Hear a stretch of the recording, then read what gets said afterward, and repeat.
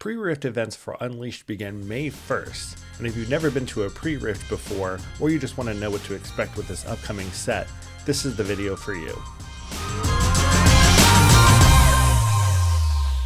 Welcome to Runeterra Tourist, I'm Patrick, and in this episode, we're actually not going to be talking about a specific legend. Instead, we're going to be discussing what to expect at the upcoming pre-Rift events for Unleashed, the new set for Riftbound. We're going to talk about what to expect at a pre-Rift event, how the sealed deck building works, and a couple of strategies and tips I've picked up along the way, as well as some of the new mechanics that you can expect from this new set. I did my first pre-Rift event with Spirit Forged and got so hooked, I frantically scoured the events page to look for more of them to participate. So let's get into what you can expect with these pre-Rift events and what got me so excited about them. Pre-Rift events are sealed format events that happen before the official set release. Players build decks on the spot from a limited card pool called a pre-Rift kit rather than bringing pre-built constructed decks. They're organized through your local game store or through the official Riftbound website. I'll be sure to post a link to that in the description below. So be sure to check in with your store or the website below for any upcoming events. These events tend to skew more casual than competitive, but it's a great way to learn the new cards from the set, start your collection, and it's a good entry point if you've been nervous about more competitive formats. Each Unleashed pre-Rift kit contains one legend pack, which is a randomized pack containing one of the 6 available pre-Rift legends, plus 14 thematic cards built around that legend. The 6 legends that are available are Diana, Master Yi, Vi, Kha'Zix, Jhin, and Ivern.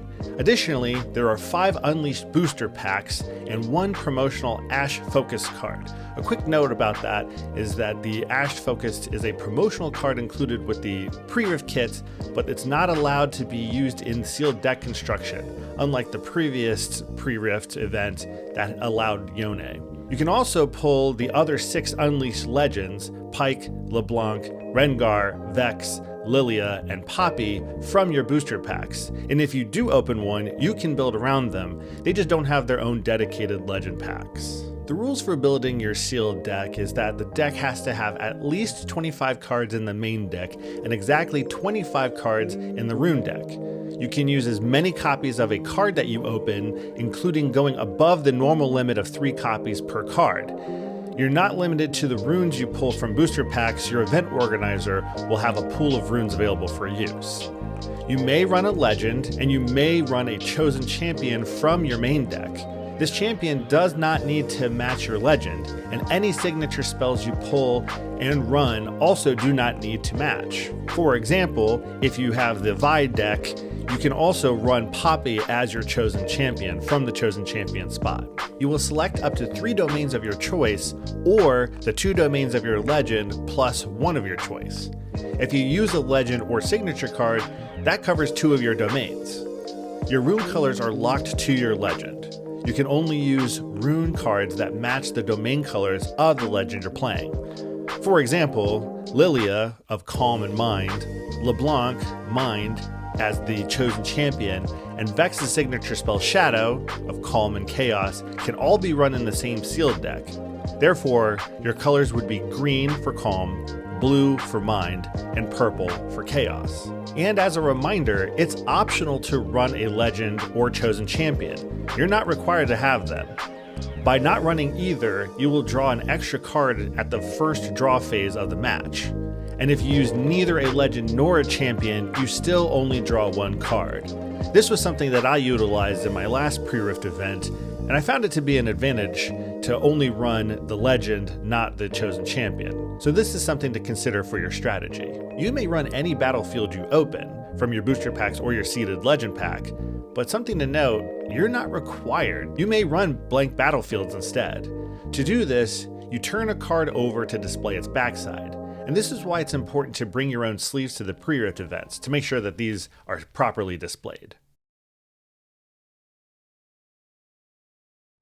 Here are a few practical tips that I've picked up from participating in previous pre-Rift events. There's a lot of P's.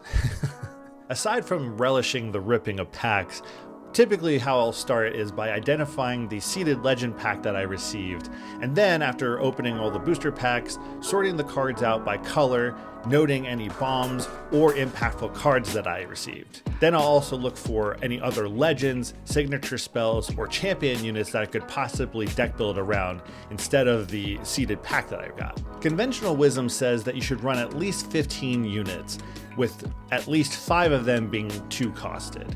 And this is because units are what scores you the points on the battlefield. They're what you use to move into battlefields to conquer and to hold. And so you want to run more units than you think, just because in sealed, it's possible that you could brick a lot. So give yourself the opportunity to have enough bodies so that you have something to do every turn. This is probably because I'm more of a beginning player and I don't have the emotional affiliations with some of these legends. Typically, the simpler legends are more forgiving in sealed.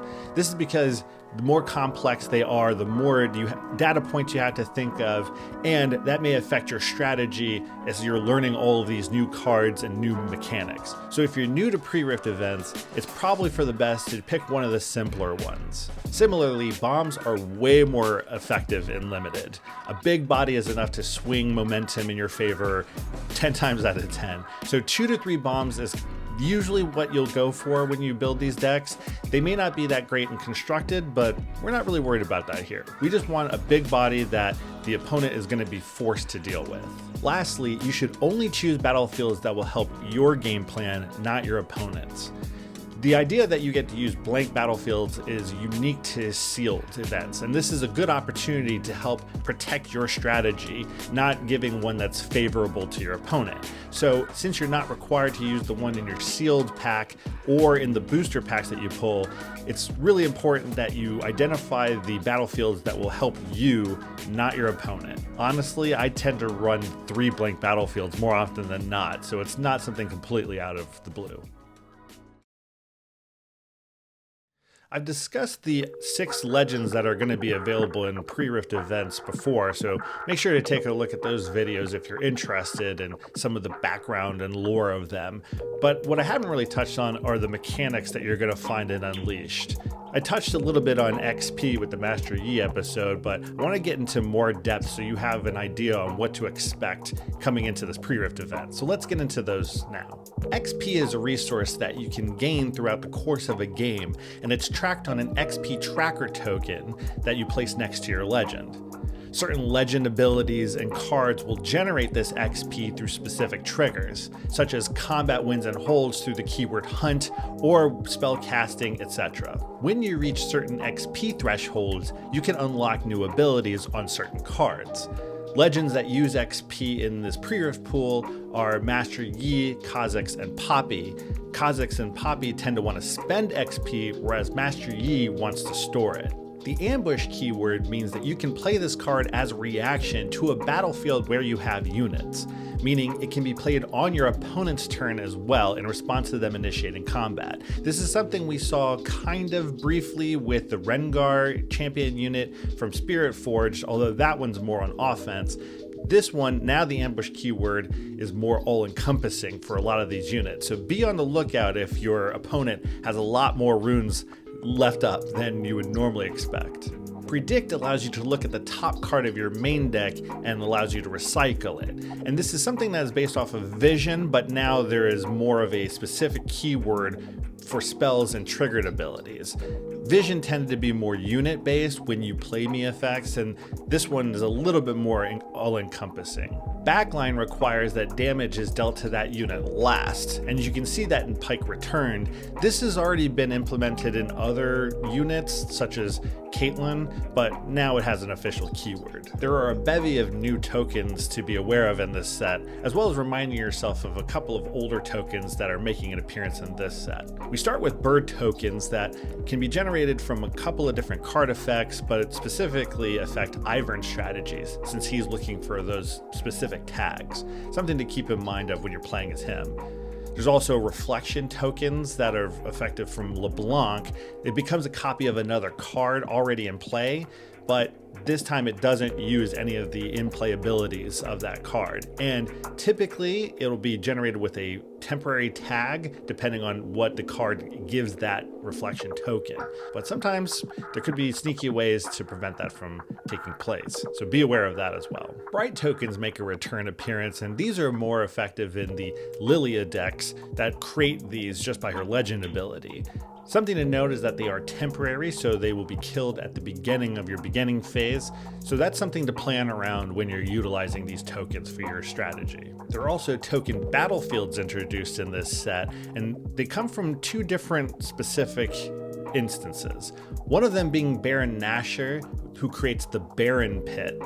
It's a third battlefield that will take place. So bear in mind when you're playing against that, it's a rare, so maybe you won't have the misfortune of playing against it as much, but if you happen to luck into pulling the card, maybe you'll get to play this. But it's a third battlefield. So that means that the normal conquering effects that end the game for the game-winning point are a little bit difficult this time. Instead of 2 battlefields you need to be in control of, you would need to conquer 3 in one turn. It does give you an extra card, I guess, if you're attacking the second one, but that's something to bear in mind. Although the usual hold for the 8th point still stands. So if you hold this Baron Pit, you'll be good to go for that 8th point. The other token battlefield is the Brush, which is created by Ivern's special legend ability.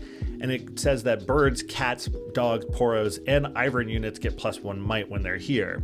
And when you score here, you may replace it with the original battlefield. So this is something to keep in mind as well, where it will completely remove the effects of whatever battlefield it's taking over. But it can be removed. This is just going to be placed on top of the other battlefields, so still only 2 battlefields in play, so all other scoring effects and rules will apply. So that's everything you need to know to walk into your pre-Rift event feeling moderately comfortable.